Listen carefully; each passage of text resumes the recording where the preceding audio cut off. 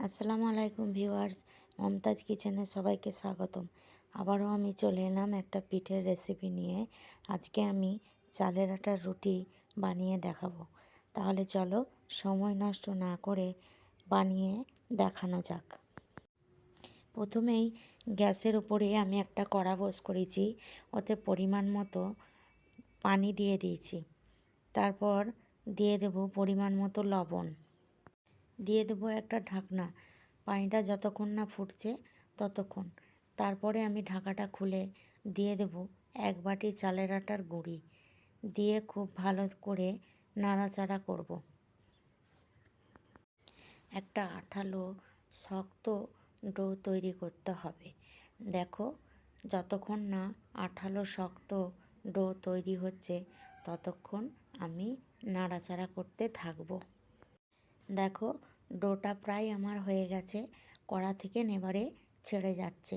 এরপরে আমি একটা থালা নিয়ে নিয়েছি, ওতে ডোটা তুলে নেব। তুলে সাইডে রেখে দিয়েছি কিছুক্ষণের জন্য।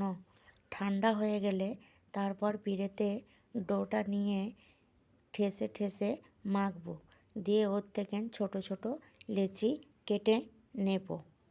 সব লেচিগুলো আমাদের রেডি হয়ে গেছে। এবারে ওর থেকে একটা লেচি নিয়ে কিছুটা আটা ছিটিয়ে ভালো করে গোল মতো একটা শেপ দিয়ে বেলে নেব। তাহলে চলো, আমার একটা রুটি ভালো করে বেলা হয়ে গেছে। এবারে আমি তুলে নিলাম। আপনাদের দেখার জন্য আর একটা রুটি বেলেছিলাম, সেটাও তুলে নিলাম। গ্যাসের উপরে এবারে একটা ফ্রাইং প্যান বস করিয়ে ওতে দিয়ে দিলাম রুটিটা এপিট ওপিট করে ভালো করে সেঁকে তুলে নেব। তাহলে চলো, রেডি হয়ে গেল আমাদের চালের আটার রুটি।